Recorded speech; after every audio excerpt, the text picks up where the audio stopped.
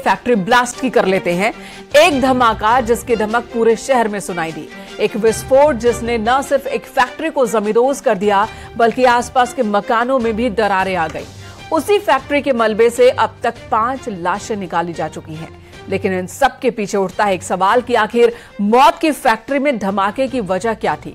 क्या केमिकल और मशीनों की खामी ब्लास्ट की वजह बनी या हादसे के पीछे कोई साजिश है? क्योंकि अब एटीएस भी इस धमाके की जांच कर रही है।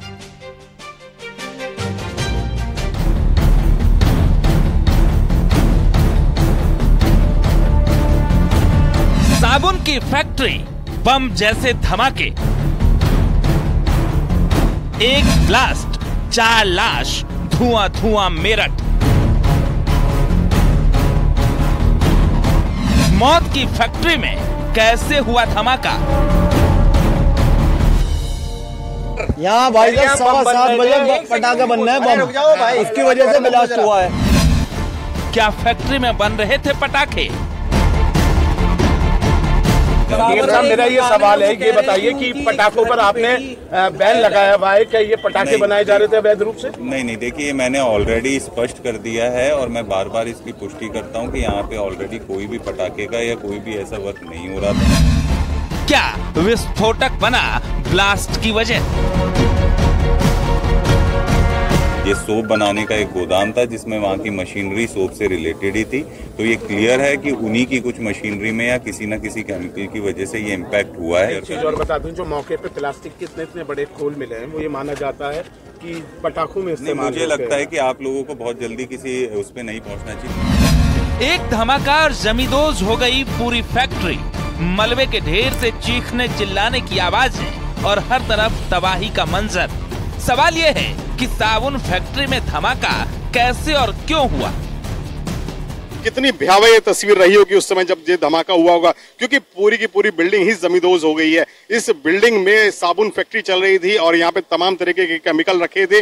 कुछ मशीनें थी जो कंप्रेस करती थी उन केमिकल को, और माना जा रहा है कि उन्हीं मशीनों के दबाव के कारण यहाँ पर धमाका हुआ है। धमाका इतना तेज हुआ कि पूरे इलाके में 100 मीटर तक पत्थर ही पत्थर फैले हुए हैं, यानी लिंटर जो था वो पूरी तरह से हवा में उड़ गया और 100 मीटर तक पत्थरों की बरसात हुई। मैं आपको दिखा सकता हूँ दूसरी तस्वीरें, यहाँ पर बिजली के खंभे भी उखड़ गए हैं, पूरी तरीके से तारें टूट गई हैं और ये घर जो है वो 2 घर छोड़कर है। आप देख सकते हैं कि इसकी दीवार क्षतिग्रस्त हो गई है, कई बिल्डिंग यहाँ पर क्षतिग्रस्त हुई है और लोगों को एक बैरिकेडिंग के पीछे रखा गया है ताकि कोई और धमाका हो अगर तो लोगों को नुकसान न हो। मेरठ में मंगलवार सुबह साबुन फैक्ट्री में बम धमाके जैसे 2 विस्फोट हुए। ये धमाके 30 मिनट के अंदर हुए, जिसमें 4 लोगों की मौत हो गई जबकि 10 मजदूर मलबे में दब गए।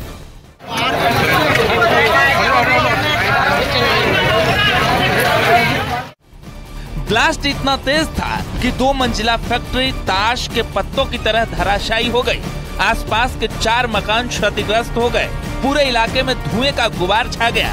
घटना के फौरन बाद जब न्यूज 18 की टीम मौके पर पहुंची, हमारे रिपोर्टर डीएम से बात करने की कोशिश कर रहे थे कि तभी फिर धमाके शुरू हो गए। हमारे साथ खुद डीएम दीपक मीणा मौजूद है। सर, क्या हादसा हुआ है और कैसे हुआ है?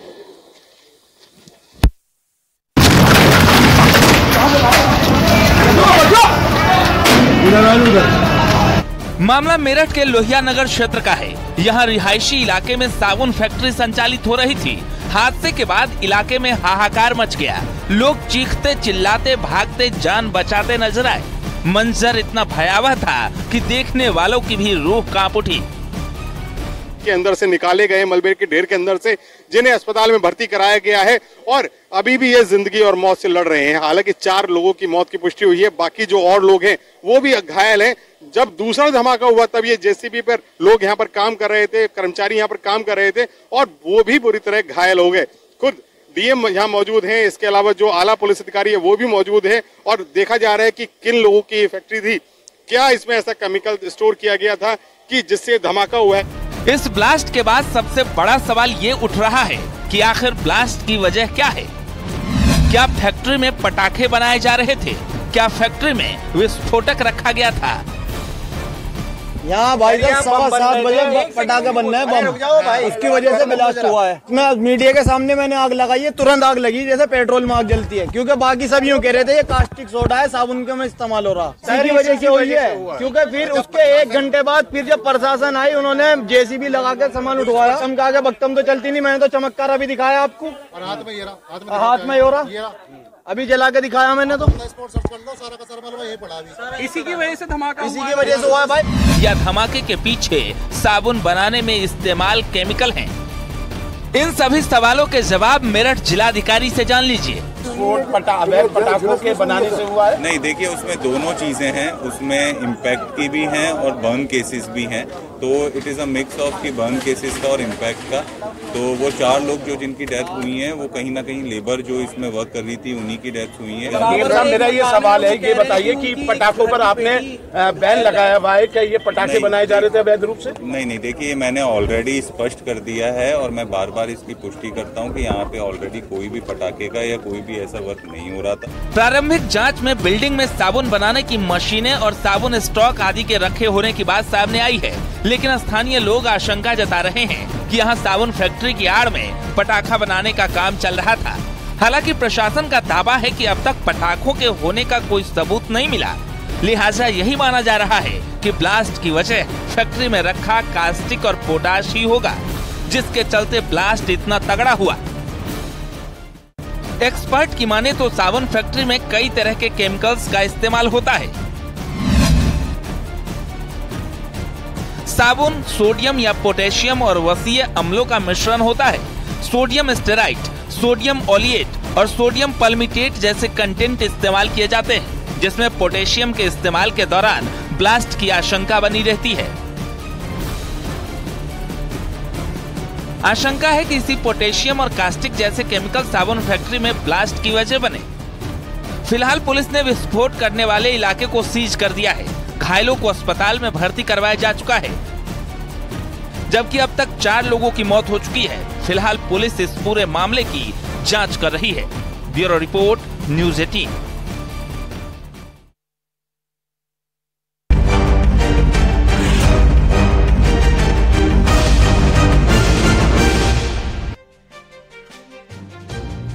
टीवी पर सीरियल देखना महिलाओं का पसंदीदा शगल है, लेकिन गाजियाबाद से सीरियल देखकर किलर बनने की ऐसी कहानी सामने आई जिसने पुलिस के भी होश उड़ा दिए।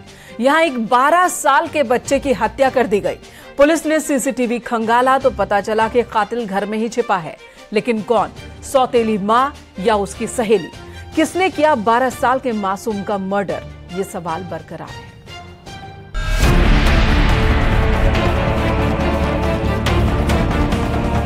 टीवी पर देखा सीरियल, सौतेली मां बनी किलर।